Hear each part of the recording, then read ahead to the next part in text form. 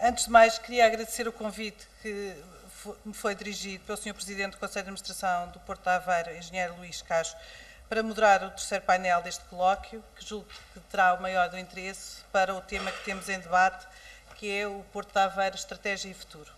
E, portanto, na Estratégia e Futuro do Porto de Aveiro, há um conjunto de parceiros, dos quais alguns irão intervir e, com certeza, muito importantes neste colóquio e neste painel, desta parte da tarde, e que tenho a certeza que vai ser um conjunto de apresentações muito interessantes e muito vivas. Apesar de ser uma sessão que é sempre difícil, a primeira sessão após o almoço, eu tenho a certeza que pela qualidade dos oradores e pelos temas abordados, o tempo se vai passar bastante rapidamente. E, portanto, eu convidava o Sr. Engenheiro José Ribao Esteves para a sua intervenção sobre a visão dos municípios, para começarmos esta sessão da parte da tarde. Muito obrigada. Querida moderadora, caros colegas de painel, Sr. Presidente do Conselho de Administração da APA, minhas senhoras e meus senhores, cabe-me esta difícil tarefa de tentar gerir o tempo com essa situação sempre antipática de evitar que durmam a sesta, sendo que vos recomendo vivamente que possam fazer a compensação logo à noite, deitando um bocadinho mais cedo. Quero, em segunda instância, dar os parabéns ao nosso Porto, não tanto por fazer anos, embora fazer anos é aquela nota tão primária e tão rica de existência, mas fundamentalmente pela iniciativa de aproveitar este pretexto da abertura da Barra para marcar um dia em que dedicamos todos mais atenção do que o costume, que já é muita, ao nosso querido Porto de Aveiro, permitindo-me a mim deixar uma palavra muito especial àqueles tantos e tantos construtores deste Porto que não deixaram o seu nome na história do próprio Porto. A tanta e tanta gente que trabalhou nele, que deu para ele tantas coisas diferentes e que é peça, ou que foi, ao longo destes 198 anos, peça fundamental para que ele exista. Já é mais moderna esta nossa preocupação de tratar os construtores pelo nome, porque a moda antiga deixava o nome de muito poucos na história, mesmo que ela fosse ou tivesse sido construída por muitos. E, portanto, permita-me, caro Presidente do Conselho de Administração da APA, que o felicite pela opção de escolher este dia e, obviamente, a outra opção de uma administração que é inteligente e que está atenta de escolher o Museu Marítimo de Ilha para fazer esta iniciativa. Nós que estamos no melhor museu da Europa, um dos melhores do mundo nesta temática marítima e, obviamente, um Porto atento escolhe aquilo que há de melhor na sua região. Deixando estas 3 notas de introdução, queria também escolher 3 palavras para me referenciar ao plano estratégico do Porto de Aveiro, que aqui foi apresentado e que aqui está a nossa visão e que aqui partilhamos visões uns com os outros. Entendo que este plano é excelente, tímido e omisso. E naquilo que é omisso é objetivamente mau. São as 3 palavras que entendi escolher para me referenciar a este nosso querido plano.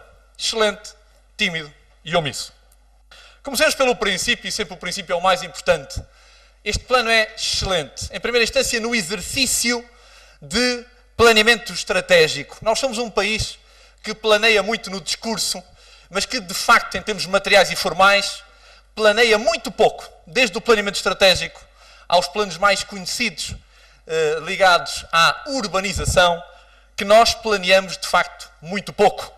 E este exercício é, objetivamente, um exercício de excelência por tentar definir linhas claras de desenvolvimento de um porto, assente numa história e numa realidade natural e geográfica que é a sua, e em apostas que têm que ser partilhadas pelos gestores e pelos parceiros, independentemente de hoje o gestor se chamar A, amanhã B e depois da amanhã C. Porque, como todos sabemos, além do mais, vivemos um país excessivamente dinâmico, que muda excessivamente de vezes de protagonistas e de gestores, e isso custa-nos imenso naquilo que é a definição de uma linha de rumo. Vejam, por exemplo, o último mandato autárquico, de que tive o privilégio de ser co-gestor entre 2002 e 2005, conhecemos 4 governos, conhecemos 7 ministros das Obras Públicas, o que mostra bem do quão excessivo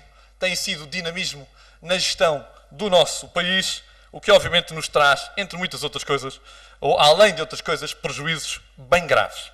Este exercício é, pois, um exercício necessário e aponta ou adota uma nota de humildade que é fundamental para que o nosso Porto tenha sucesso, que é o chamar os seus parceiros com as mais variadas visões, competências e áreas de atuação para ser parte da construção deste plano, porque sabe bem a nossa administração que todos estes parceiros são muito importantes como parte do desenvolvimento do próprio Porto.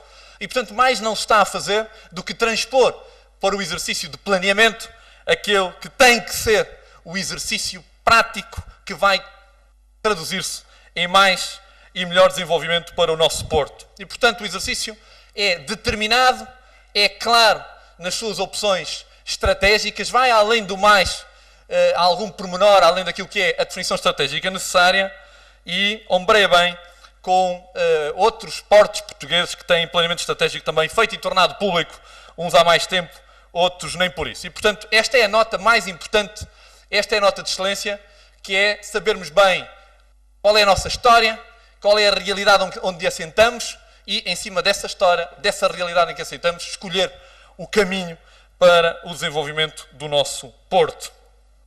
A segunda palavra que escolhi é a palavra tímido. Entendo que o plano é tímido em 2 ou 3 capítulos e nas notas de propositura que a Câmara Municipal de Ilhavo e a Associação de Municípios da Ria têm já apresentado e vai continuar a apresentar no âmbito do seu trabalho de parceria com a administração do Porto Aveiro, vamos continuar a fazer, que é importante vencermos estas notas de timidez que, na minha opinião, se reduzem novamente a 3 aspectos. Primeiro, é fundamental que o plano assuma na letra aquilo que está apontado numa outra referência de espírito, que é assumir o Porto como um elemento importante para o desenvolvimento estratégico regional. Em Portugal é proibido falar de regiões. Em Portugal não é muito simpático falar da descentralização. Falar, no fundo, de resolvermos um problema velho, talvez a grande presença do António Oliveira Salazar nos dias de hoje, que é o centralismo, a gestão de um país que é hoje tão centralista ou mais quanto era há 40, 50, 60, 70 anos atrás. E é muito importante que nós saibamos que a força dos países vem muito da capacidade de explorar ao máximo as potencialidades, os fatores diferenciadores das realidades locais e das realidades regionais.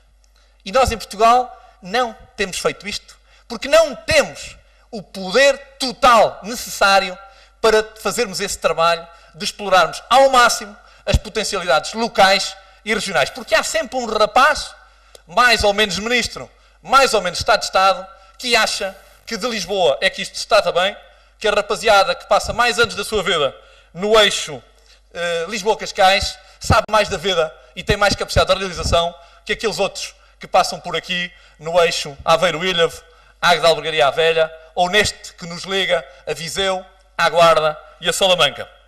Pertencemos ao grupo daqueles que acham que essa realidade não é verdadeira e que vale a pena apostar nas capacidades totais que o país tem, desde logo naqueles que são os seus recursos humanos e naquelas que são as capacidades diferenciadoras das peças ou das partes que o país tem, nomeadamente na realidade regional.